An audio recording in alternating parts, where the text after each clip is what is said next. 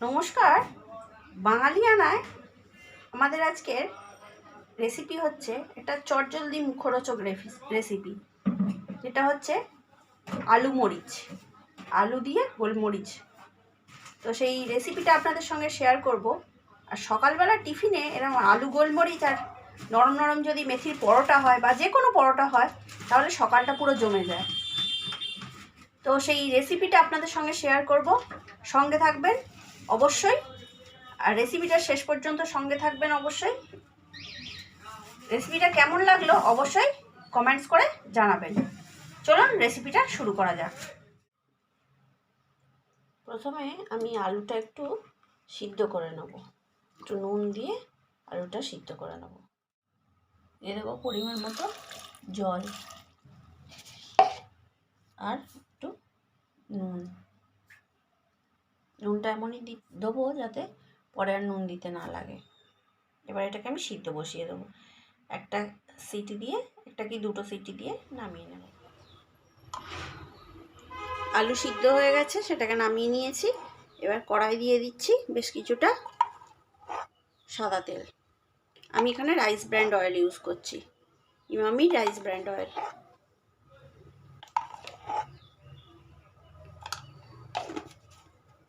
তেলটা গরম হয়ে গেলে দিয়ে দেব বেশ কিছুটা গোটা জিরে।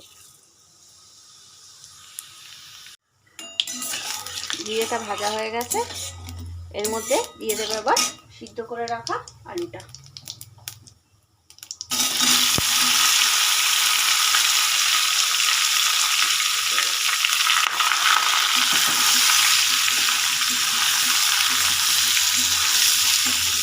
দিয়ে একটু নাড়িয়ে নেব।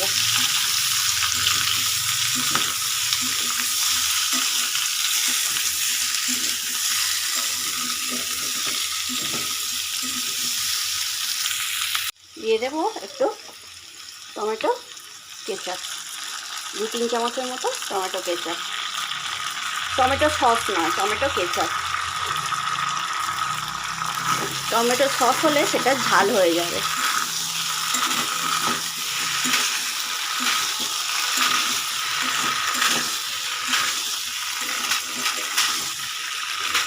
দিয়ে ভালো করে নাড়িয়ে নেব।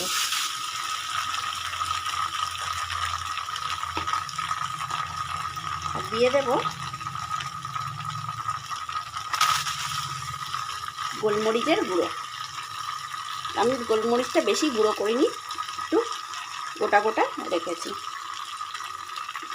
গোলমরিচের গুঁড়োটা পছন্দ মতো দেবেন, যদি বাচ্চারা খায় তাহলে অল্প করে দেবেন। আর গোলমরিচটা পরে ঝাল লাগে, কিন্তু খুব উপকার। দিয়ে ভালো করে নাড়িয়ে নেব। গোলমরিচ আমাদের শরীরে অ্যান্টিঅক্সিডেন্টের কাজ করে।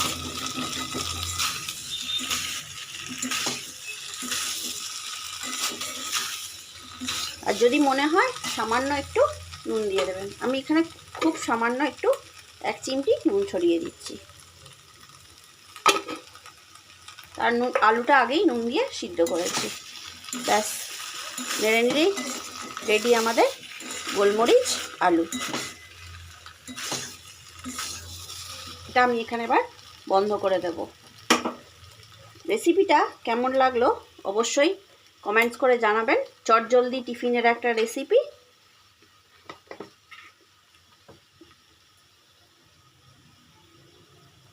চটজলদি টিফিনের একটা রেসিপি কেমন লাগলো অবশ্যই কমেন্টস করে জানাবেন। এটাকে আমরা এবার পরোটা, রুটি, লুচির সঙ্গে সার্ভ করতে পারবো। তো চলুন আজকে ভিডিওটা এখানেই শেষ করছি। সবাই সুস্থ থাকবেন, ভালো থাকবেন।